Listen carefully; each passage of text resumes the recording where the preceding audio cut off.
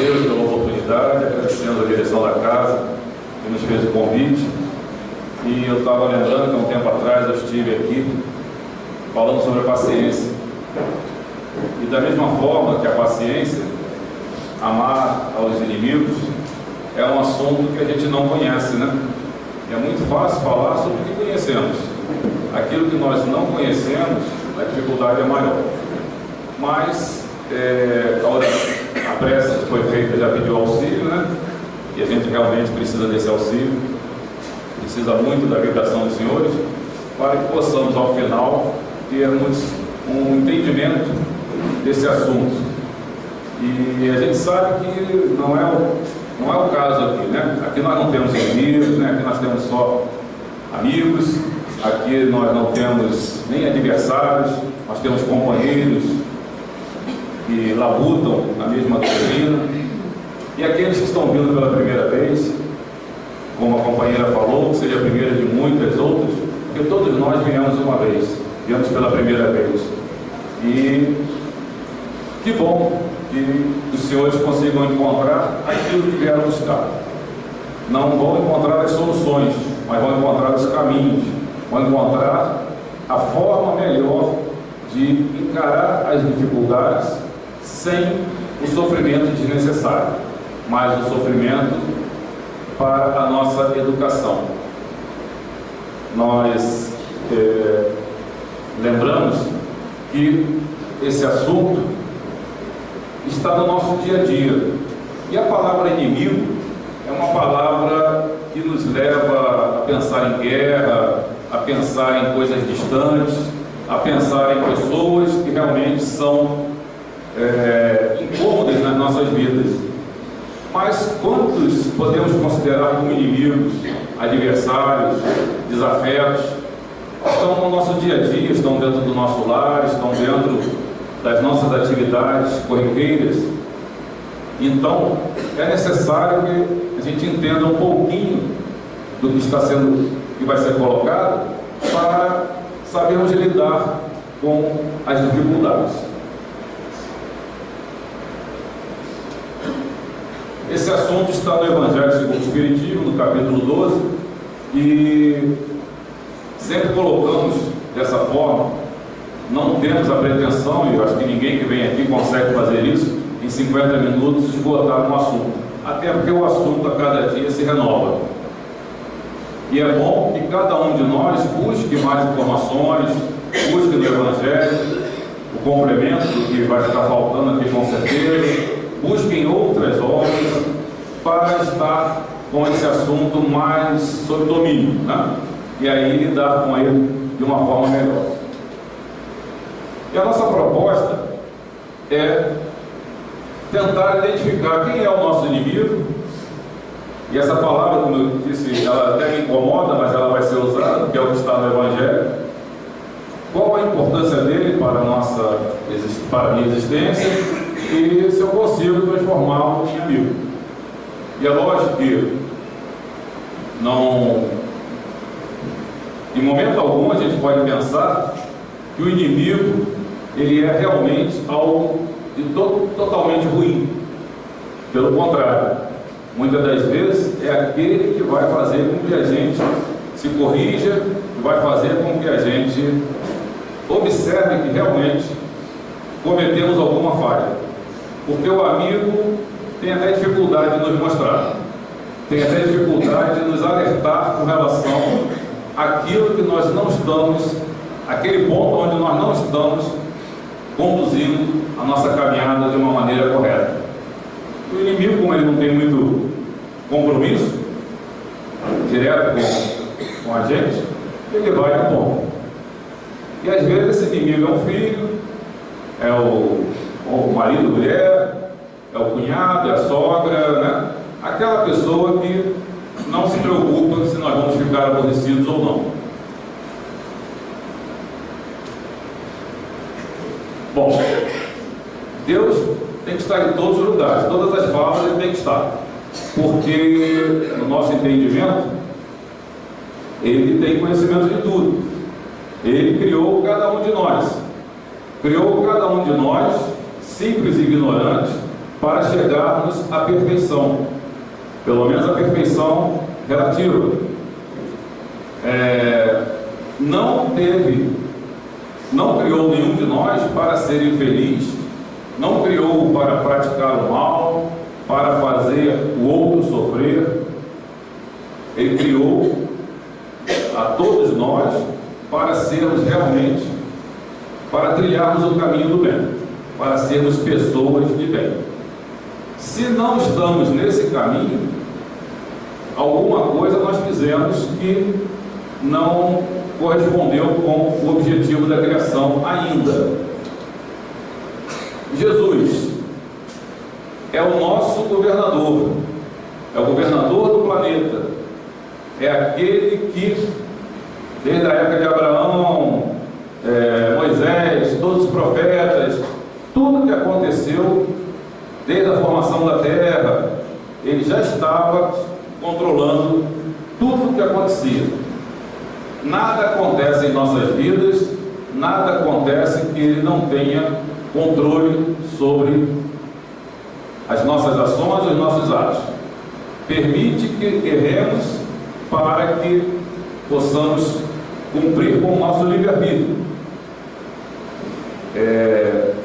para que nós possamos conduzir as nossas vidas com a liberdade e arcando com a responsabilidade daquilo que praticamos. Então, se nós temos um Pai bondoso, benevolente, sabedoria perfeita, temos Jesus como nosso governador, sob controle. Então, tudo que vem abaixo disso é para a nossa educação. Em alguns momentos, temos dificuldade de entender que sofrer é para a nossa educação. E sentir dor é para a nossa educação. Que termos desafetos nas nossas casas faz parte do nosso crescimento. Não existe nada que aconteça em nossas vidas que é por vingança, que é por maldade, que é punição. A punição pode ser interpretada por nós por falta ainda de sermos educados para isso. Mas tudo é para a nossa educação. Há pouco tempo eu conversei com um grupo sobre a riqueza, né? E tanto a riqueza quanto a miséria também é para a nossa educação. E aí a gente fica repetindo a palavra educação, porque houve uma certa modificação, né? Inclusive eu até comento com algumas pessoas que as secretarias estaduais, municipais de educação deveriam ter um outro nome, porque a educação deve ser feita em casa, né? Lá na escola a gente recebe informações, a gente recebe formação, mas a educação tem que ser feita em casa. E durante algum tempo essas coisas estão sendo modificadas, estão sendo transferidas para o professor. E eu acho que dentro desse universo que nós temos no nosso país, com salas com 30, 40 crianças, é humanamente impossível que um profissional consiga educar.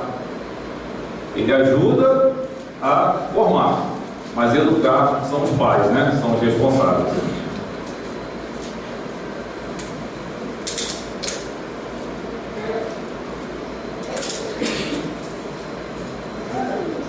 E, além disso tudo, se nós acreditamos em reencarnação, se nós acreditamos que já estivemos aqui outras vezes e que fizemos coisas boas, coisas que não foram tão boas, coisas que precisam ser corrigidas, as nossas vivências anteriores, elas interferem também na nossa vida, elas interferem também no nosso dia a dia. Trazemos dessas épocas o fruto daquilo que nós plantamos, e nem sempre nós plantamos bem, nem sempre plantamos as rosas, as frutas doces muitas das vezes plantamos aquilo que vai nos espetar, vai nos arranhar, vai nos incomodar na atualidade. Porque se nós não conseguimos resolver a época, vamos ter que resolver em algum momento. Então, seja na próxima encarnação, na outra, na seguinte, mas em algum momento nós vamos ter que solucionar o que ficou devendo lá atrás. É a lei de causa e efeito. Então, se nós praticamos alguma coisa de bom, vamos receber o retorno bom. Se praticamos algo que ainda não foi bom, vamos receber no nível em que praticamos. Então, se hoje nós somos fruto do que fomos ontem, o que nós queremos ser amanhã? Vamos plantar hoje. Vamos cuidar hoje, para que amanhã seja melhor.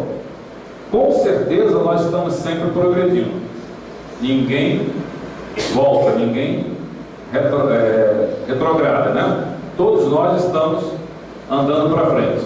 Eu gosto muito do exemplo da escada, porque nós subimos um degrau na vida, o último que nós estamos pisando some, então não tem como voltar. Agora, já que nós sabemos disso, e como não podemos mudar o que está lá atrás, né, como o Chico Xavier nos coloca, né, não podemos mudar o passado, não podemos voltar atrás para mudar o passado, nós podemos começar agora e mudar o futuro, né? Não dá para mudar o início, mas dá para iniciar agora e mudar o final.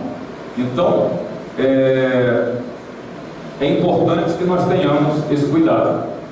E não entendam, em momento algum, que a gente está direcionando isso aos senhores.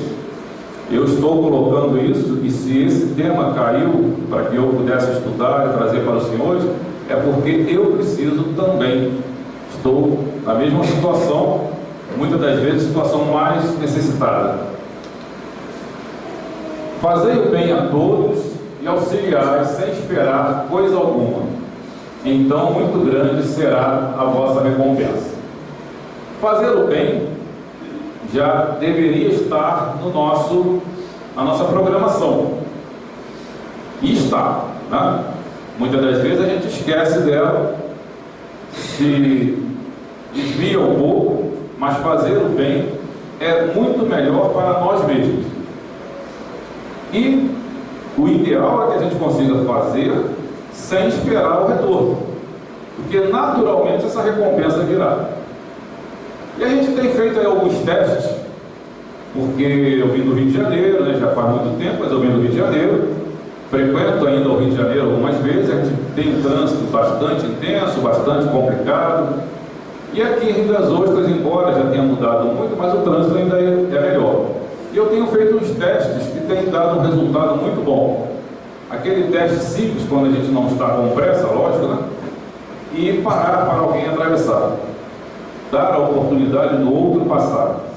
A quantidade de sorriso, a quantidade de agradecimento que a gente recebe, dá aquela sensação de que, pô, valeu o dia. E quando a gente não permite, né, quando a gente tem muita pressa e passa na frente, e deixa o pedestre, às vezes, ali com a criança na mão, incomodado, eu fico imaginando qual a energia que está sendo direcionada para o motorista. Então, se os senhores puderem fazer esse teste, experimentem que o retorno é bastante agradável. E muitas das pessoas se preocupam com recompensa, né? Mas por que recompensa? Se no momento que a gente tem que fazer sem esperar coisa alguma, aí no outro momento tem a palavra recompensa. Mas nós vivemos num mundo de trocas, né? Nesse momento estamos todos respirando, estamos trocando, né? Oxigênio com gás carbônico e mais alguns outros gases, e é troca com a natureza, né? Troca com as plantas. Então essa recompensa ela está acontecendo a todo momento. Essa troca é natural. E é bom que a gente tenha esse pensamento. Independente da nossa vontade, ela acontece. E o maior mal da humanidade, isso tudo está no Evangelho, orgulho e egoísmo. E aí a gente volta lá no tema, né? Amar o inimigo. Como amar o inimigo se eu sou orgulhoso? Como amar o inimigo se eu sou egoísta? E não é algo que a gente consiga tirar simplesmente porque ouviu uma fala, porque leu um livro e vamos sair daqui já tranquilos, não vamos mais ter esse comportamento. Não acontece tão rápido assim, porque são coisas que estão ligadas a nós há muito tempo. Mais à frente nós vamos ver que em outras épocas, até na legislação, existia a obrigação das pessoas se vingarem. Mas isso a gente vai ver mais à frente.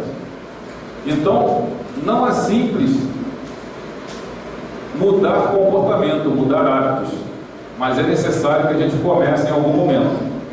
É necessário que a gente comece a entender a necessidade, a extrema necessidade de mudanças. E aí, começamos com as coisas pequenas, com as coisas simples, no nosso ambiente familiar, no nosso ambiente de trabalho, e quando a gente menos perceber, já está fazendo parte do nosso dia a dia. Cada encarnação é oportunidade de educação, para entendermos que é melhor fazer o bem. Já comentamos alguma coisa, né? Cada encarnação é uma oportunidade nova. Nenhum de nós está na família errada, nenhum de nós está no centro espírita errado, na religião errada, no trabalho errado.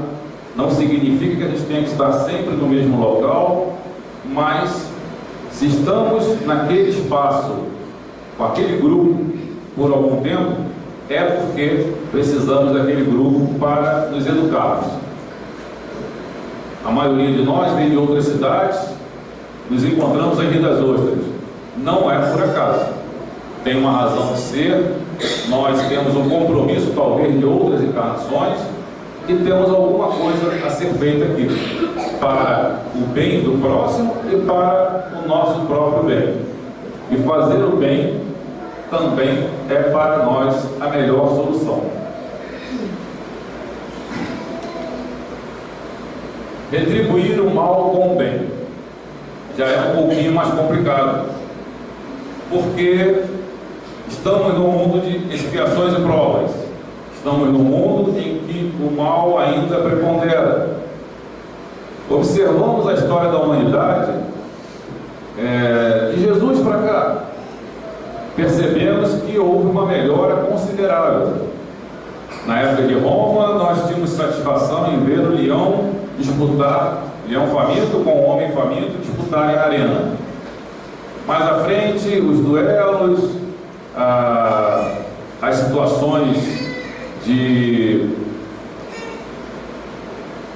pessoas, né, disputando alguma terra, disputando o amor de alguém, na espada, na garrucha.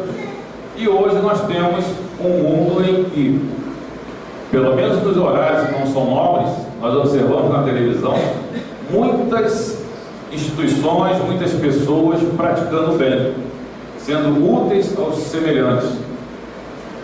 Pessoas ligadas ao esporte, pessoas ligadas às artes, auxiliando grupos de comunidades carentes a sair daquela situação através de uma atividade nobre, de uma atividade do bem.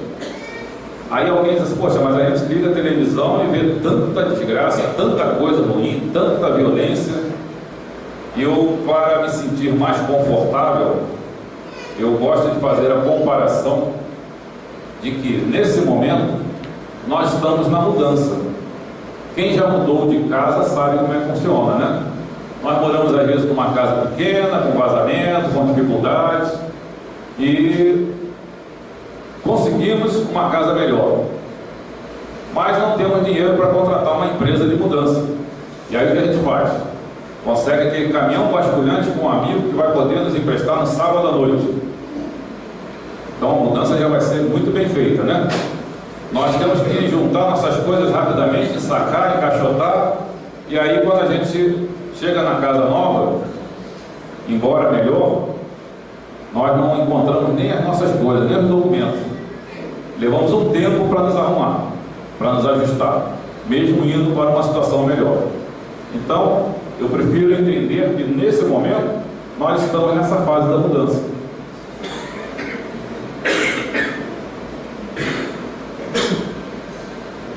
Nessa fase em que as coisas estão desorganizadas. Então, por isso é que quando a gente liga a televisão, tem uma série de informações que não combinariam com o momento que nós estamos vivendo, mas estamos na mudança. Amar ao próximo é o princípio da caridade. E aí nós lembramos, né, que Jesus, em algum momento, falou que nós devemos amar a Deus sobre todas as coisas e ao próximo como a nós mesmos. Então nós temos que amar a Deus, amar ao próximo e amar a nós mesmos. É o tripé. Não tem como fazer uma separada da outra. E amar ao próximo passa a ser o mais importante em função da prática da caridade.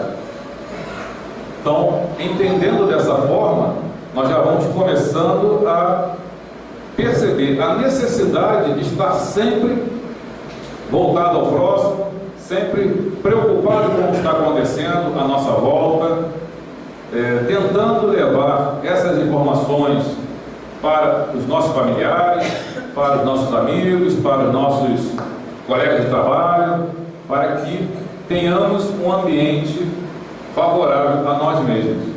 Porque muitas das vezes a gente confunde, né? A gente pensa que fazer pelo outro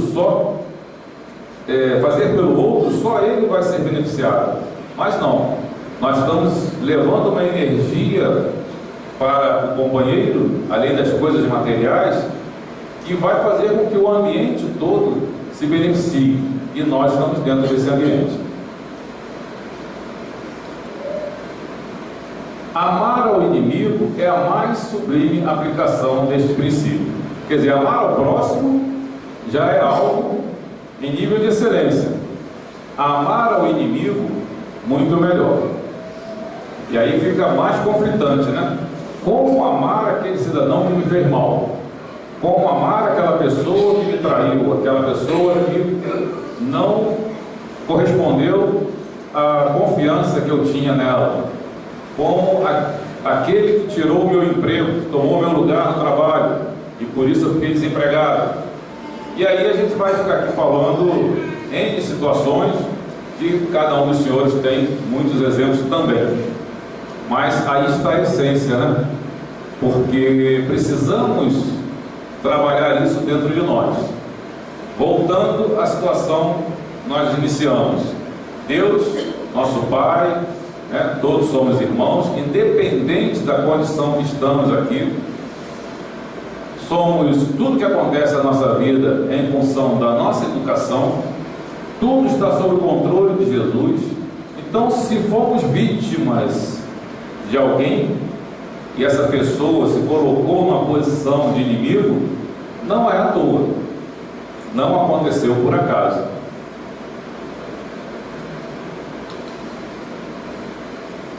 A posse de tal virtude representa uma das maiores vitórias contra o orgulho e o egoísmo. Então, se nós conseguirmos nos posicionar de uma forma a olhar o nosso adversário, o nosso inimigo, e fazer com que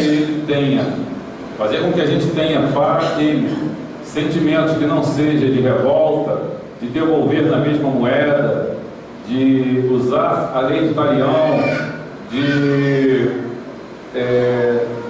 tentar se vingar, seja lá, né, com que artifício, com que instrumento, nós vamos estar enquadrados na situação da virtude citada.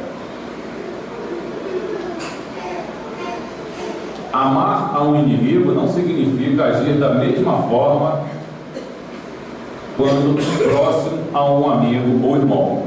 E aí no próprio Evangelho nos coloca dessa forma. Nós não temos condições ainda de ter o mesmo sentimento para aquele que se colocou no nosso caminho como inimigo, como temos para um amigo. Hoje eu cheguei aqui nessa casa, eu tenho uma satisfação muito grande, né, de ter iniciado meu estudo, minha vida dentro da doutrina espírita aqui, encontrei várias pessoas que são de diversas épocas em que eu pude estar aqui. E é muito satisfatório encontrar com vocês, né? Revê-los, receber um abraço, receber uma fala de carinho. Agora, se eu chegar ali fora e encontrar alguém que eu tive alguma dificuldade, eu não vou conseguir ter o mesmo sentimento que eu tive com as pessoas que me atenderam aqui. Isso é natural ainda para nós. A energia que cada um de nós emite não vai ter a mesma receptividade num caso e no outro. E aí, naturalmente, nós vamos ter uma reação de uma certa repulsão com relação àquele que colocamos como inimigo. Mas temos que trabalhar isso, temos que tentar fazer com que isso não seja o ponto principal.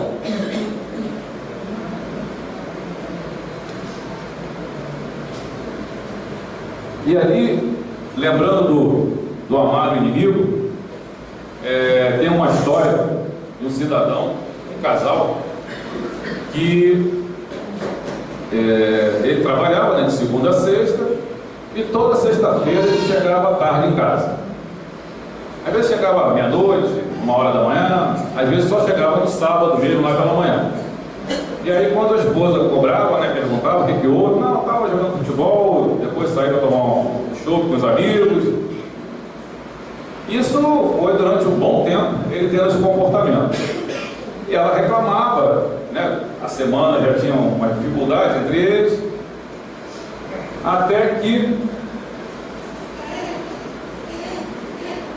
uma sexta-feira ele chegou às 9 horas. E ela já se espantou. Na outra sexta-feira ele chegou às 8 com as flores. E mulher normalmente tem um sexto sentido, né? Bom, se voltou, se começou a me tratar bem, tem alguma coisa. Não errei não, né? Na outra sexta-feira ele chegou às 8, às 7, uma caixa de bombom, esse caro, né? Esse aí da Cacau Show, né? Sei lá. Aí ficou pior, né? Pô. Na outra sexta-feira chegou às 6, ainda trouxe um vestido que ela tinha comentado que gostaria de comprar, tinha visto na vitrine, vestido bonito, caro. Aí a coisa desandou. Bom, cada sexta-feira um presente, não fica mais na rua. O que houve? Não é o bolo, né? Perdeu. Aí, e ela foi me perturbar para saber o que estava acontecendo. Aí disse, olha, eu vou te contar. É que um amigo meu lá do trabalho me convidou para ir num centro espírita que tem palestra na hora do almoço. Então a gente almoça rápido e vai para lá e assiste a palestra. E eu tenho escutado que eu tenho que me reconciliar com o inimigo enquanto eu estou a caminho. Então,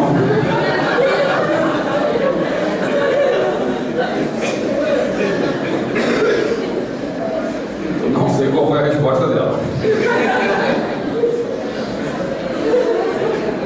Mas, na realidade, estava certo, né?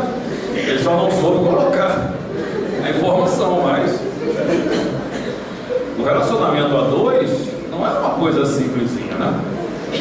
É algo que é um aprendizado dos melhores.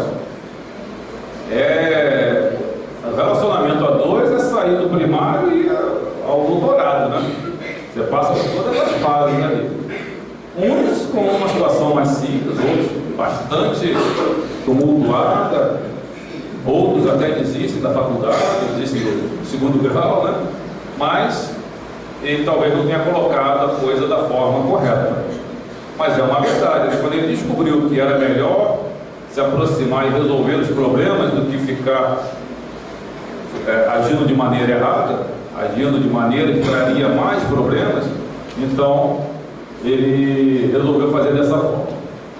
Bom, e aí a gente voltando à ternura, né? Ternura é igual confiança, né? Você não consegue. A gente vê muito com as crianças, né? Criança, quando ela confia, quando ela acredita, quando ela gosta, ela demonstra aquilo com muita tranquilidade. No momento que ela não gosta, ela também demonstra. Então, a criança é um modelo muito bom, usado inclusive por Jesus, né? Nós devemos nos comportar como uma criança para termos um acesso mais fácil ao reino do céu. Amizade e simpatia, a mesma coisa, foi o que eu citei, né? Cheguei aqui, revi os amigos, me senti muito bem, é uma casa que me dá uma satisfação muito grande, a energia da casa é muito boa, então a gente se sente mais confortável. Pode não fazer com que a gente consiga uma palestra boa, mas a gente se sente mais confortável, né? E outros lugares a gente chega e não é a mesma coisa, falta algum detalhe. Normalmente não somos nós mesmos, né? Ninguém sente em estar com um inimigo prazer igual quando junto a um amigo. Com certeza, né, já comentamos, e é bom que a gente tenha esse cuidado. Vamos colocar no trabalho. Às vezes tem aquele colega, ou aquele subordinado, ou aquele superior, né, hierarquicamente falando, que é dificílimo até olhar, ouvir a voz, tudo irrita. Mas nós precisamos de emprego. Sem sermos falsos, mas precisamos trabalhar dentro de nós. Porque só existe uma pessoa no mundo que nós podemos mudar. Somos nós mesmos. Aí, com a nossa mudança e o nosso exemplo, nós conseguimos até trazer outras pessoas para o nosso caminho. Mas a mudança é só cada um fazendo a sua.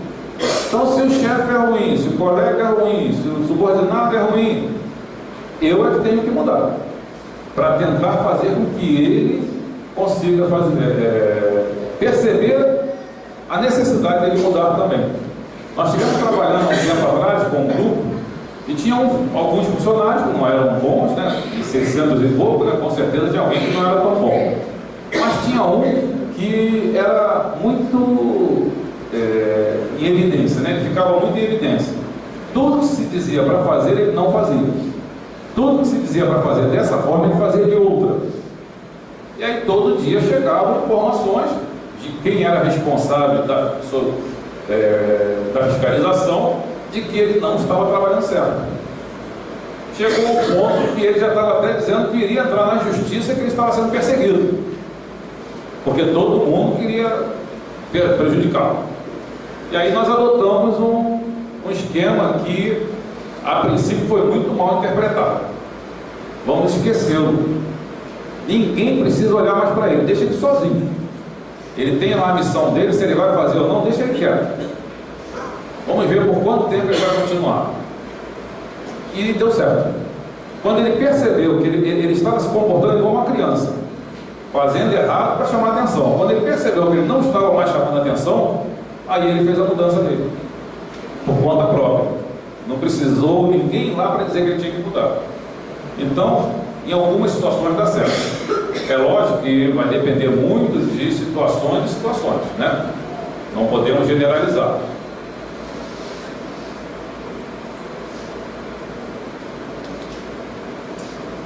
E aí, é lógico que, estando perto de um e de outro, nós temos aí a assimilação e repulsão dos fluidos, né? Nós somos energia, emitimos energia nas nossas ações, nas nossas falas, nos nossos pensamentos. Então, se estamos num ambiente harmônico, num ambiente que todos têm algo em comum, que gostamos de estar ali, a tendência é que esse ambiente, nós nos sintamos bem no ambiente. Agora, se tem algo que não nos faz bem, a gente até comenta com relação à música. Se eu gosto de música clássica e eu estou num ambiente que a música é um samba, um forró, né, um funk, alguma coisa assim, eu posso até permanecer algum tempo para não ser muito antipático, mas a primeira oportunidade eu vou sair, porque não me dá satisfação estar ali. Agora, se eu estiver no ambiente da música clássica, eu estou satisfeito. Então, com o inimigo não é diferente. Pensamento, energia, quando boa atrai, ruim afasta. A gente percebe com os jovens, né? Às vezes, os adolescentes chegam na nossa casa, trazem aquela energia, né? Aquela agitação, e nós estamos no momento de querer descansar. E aí tem um certo conflito. Alguém tem que definir o que vai ser feito. Normalmente são os pais, né? E aí os jovens ficam aborrecidos porque estavam numa velocidade e tiveram que travar, porque... Ou então tem aquele companheiro que o colega, que o filho acha que é um excelente amigo, que é um excelente colega, mas os pais, pela experiência, já perceberam que, olha, não é uma boa companhia. Temos até notícias de que ele faz coisa que não deve. E aí essa troca de informações normalmente gera conflito. E não é fácil de administrar. Mas é possível. Com muita conversa, né? Com muita paciência, muita oração.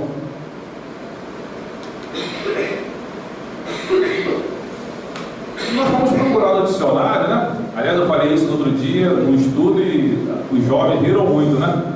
Porque procurar dicionário hoje em dia, eu tenho aí na internet com uma facilidade tão grande, mas entendam a internet. Amar, significado: ter amor, afeição, ternura, dedicação, devoção, querer bem, estimar, gostar, apreciar.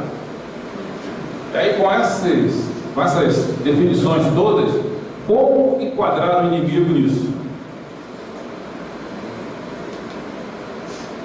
Inimigo: que ou que odeia alguém, que procura prejudicá-lo, que ou o que tem aversão, adversário, contrário.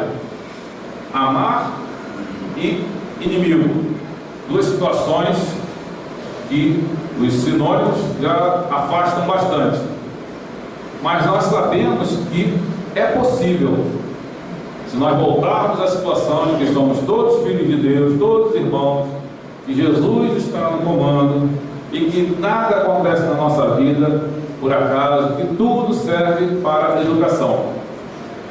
Já falamos antes, né? E é nessa ótica que nós conseguimos olhar para o nosso inimigo e entendê-lo como alguém importante, alguém que surgiu na nossa vida para nos auxiliar. E muitas das vezes, aquele que nós chamamos de inimigo é o nosso espelho. Ele é aquilo que nós somos e não conseguimos perceber.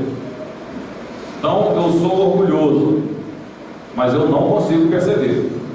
Eu acho até que eu sou muito humilde, que eu sou muito tranquilo nas minhas falas, que eu aceito com muita facilidade quando as pessoas discordam de mim, desde que elas concordem logo adiante.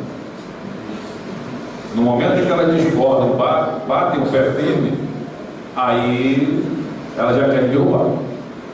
Eu não consigo entender que é necessário que eu olhe por aquele ângulo e que eu reveja os meus conceitos, o meu posicionamento, que eu faça uma análise do meu comportamento, das minhas ações, para tentar mudar alguma coisa.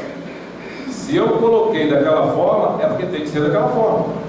Se alguém discorda, está errado.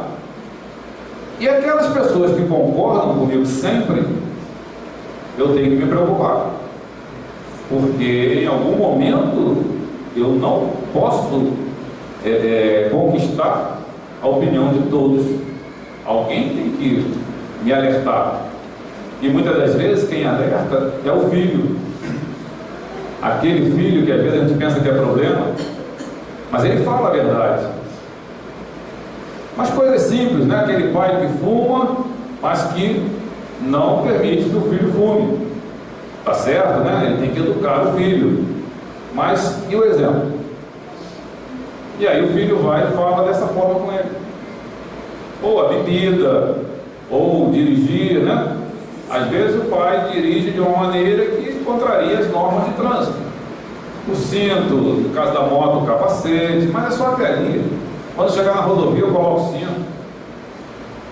E aí a gente tem alguma experiência com relação a esse assunto, e a maior parte dos acidentes em que o cinto poderia ser útil, evitar realmente que a gente se machuque, é próximo de casa, é próximo do local de trabalho, é onde a gente está com uma velocidade reduzida e com um carro aparentemente sob controle. Na estrada, a 100 e tanto por hora de um lado e do outro, quando bate de frente, com cinto ou sem cinto, o estrago vai ser grande. Mas a 40, 30 km por hora, o cinto é importantíssimo.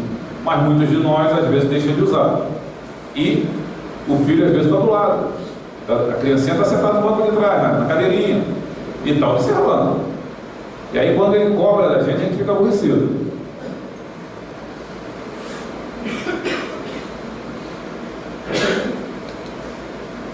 A diferença entre o que crê em uma existência e o que sabe que esta vida é apenas um pequeno período. E aí é a oportunidade que a doutrina nos dá. Nós até colocamos que nós somos os privilegiados, não em sermos melhores do que ninguém, mas a Terra tem mais de 7 bilhões de habitantes, pelo menos as notícias que a gente recebe pela mídia.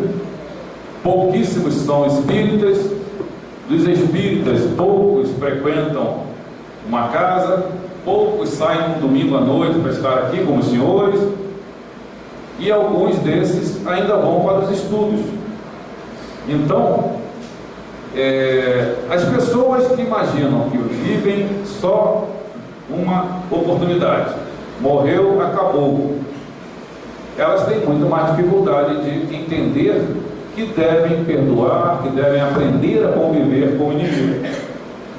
No nosso caso, se nós entendemos que já vivemos antes, que vamos viver ainda, e que somos fruto hoje do passado, e que amanhã seremos fruto do que somos hoje, vale a pena pensar. Vale a pena investir nesse relacionamento para que esse inimigo, né, que hoje está até distante, como a gente citou aí, o colega de trabalho, que a gente se vê em 8 horas por dia, na próxima não venha como filho, como esposa, né, com sogra, né? Então, desculpem as sogras, né, porque os gêneros também não são fáceis. Quando nós nos queixamos das provas, ou somos generosos, mas quando não nos queixamos das provas, somos generosos, ficamos fora do alcance dos inimigos. Quem trabalha em reunião mediúnica tem notícias com mais frequência sobre isso, porque muitas das vezes o companheiro vem à reunião aborrecido, porque aquele que ele acompanhava, aquele a quem ele incomodava, parou, se colocou numa posição que ele não consegue mais. Está vindo na casa espírita, está assistindo palestra toda semana, mudou alguns conceitos, passou a vir no estudo, e aí clareou mais ainda. E aí o que aconteceu? Mudou o comportamento. Mudando o comportamento, mudou a frequência. Como o companheiro, né, espiritual continua na frequência anterior, ele não alcança mais. E aí ele vem, às vezes, aborrecido. Normalmente ele é esclarecido, entende que não deveria estar com o outro, entende que precisa também estudar, precisa evoluir, aí as coisas se acomodam. Mas até isso acontecer, a gente vem acompanhando, sendo acompanhado por muitos, né?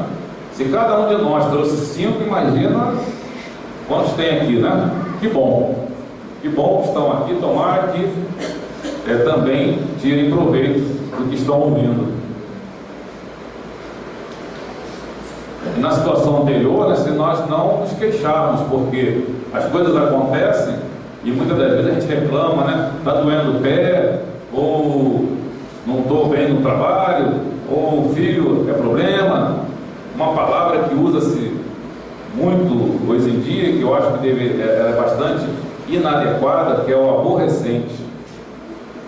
Realmente, lidar com uma pessoa na idade do adolescente não é simples.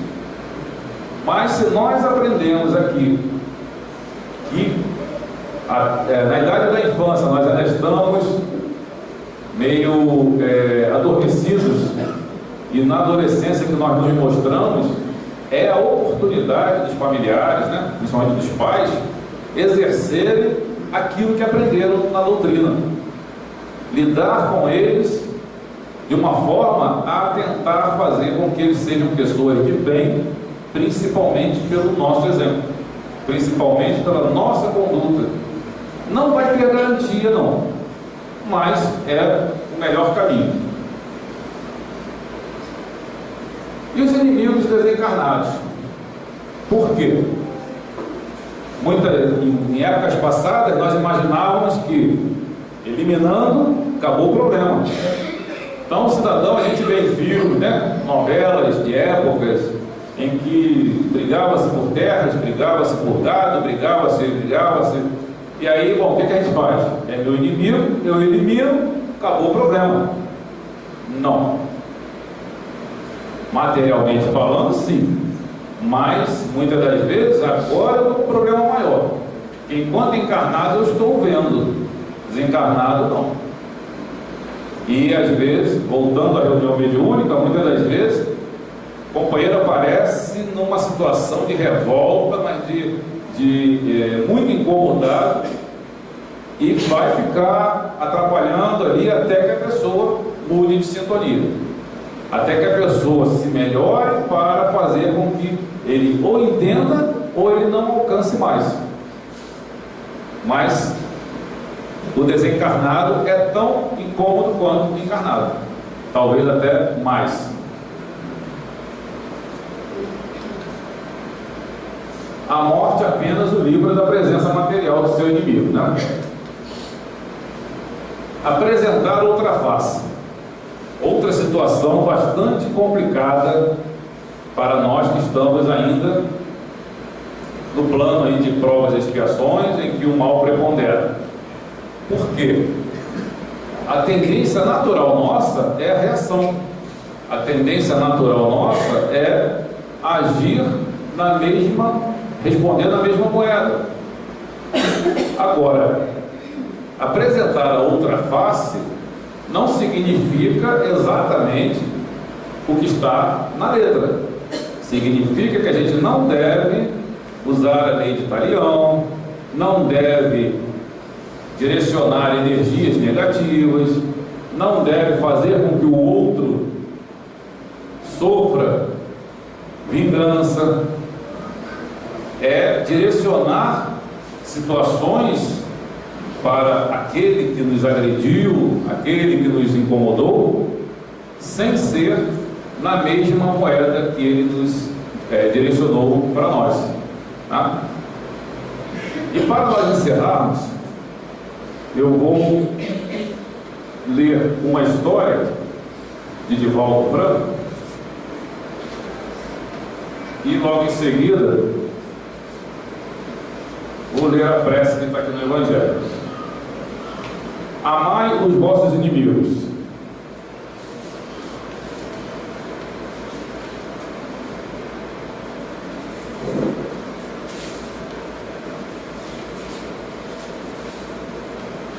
Uma mãe procurou Divaldo Franco e procurou pedindo socorro, pois o filho havia sido assassinado pelo próprio amigo. Divaldo, sensibilizado, disse: minha irmã, eu não tenho nada para lhe dizer, porque há dores que são tão pessoais que o silêncio é a única palavra. Na hora que ele a abraçou, viu o espírito de Joana diante de se aproximar e dizer: parabenize-a.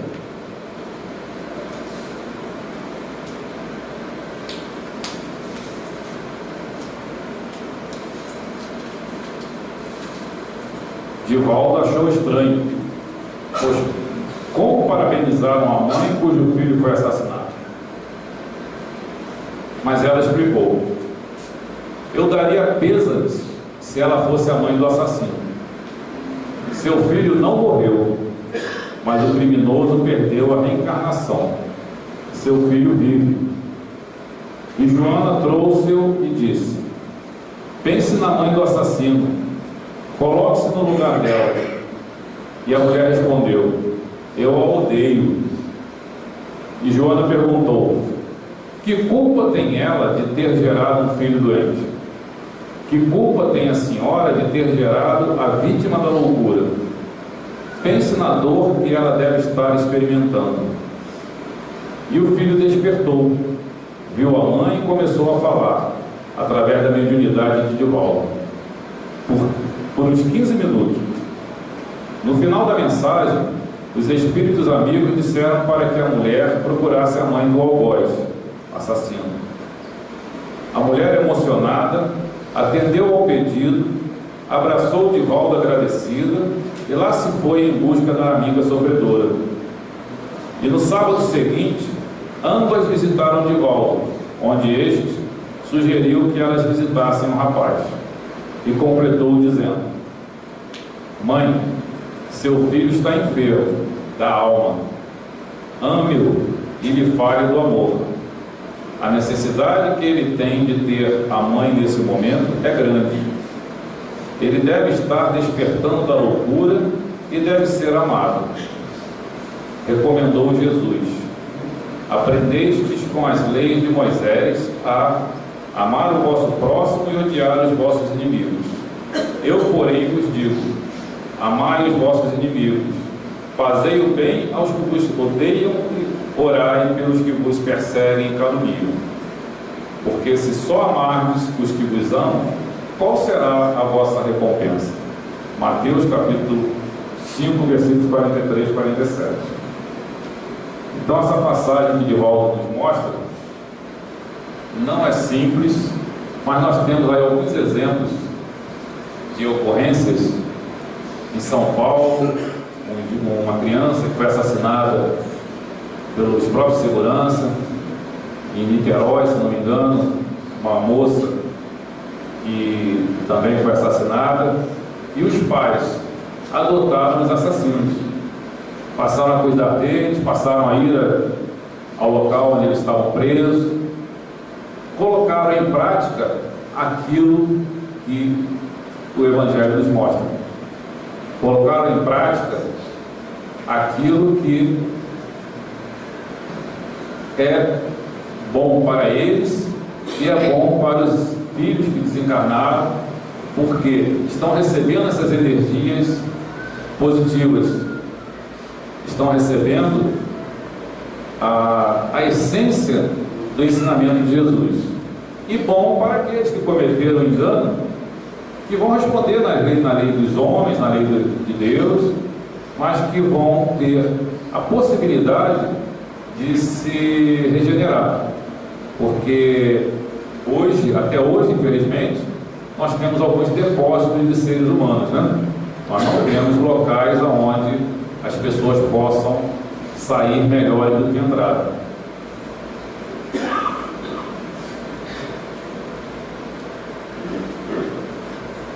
E no capítulo 28 do Evangelho segundo o Espiritismo, o item 46 em diante, nós temos a prece pelos nossos inimigos e pelos que nos querem mal.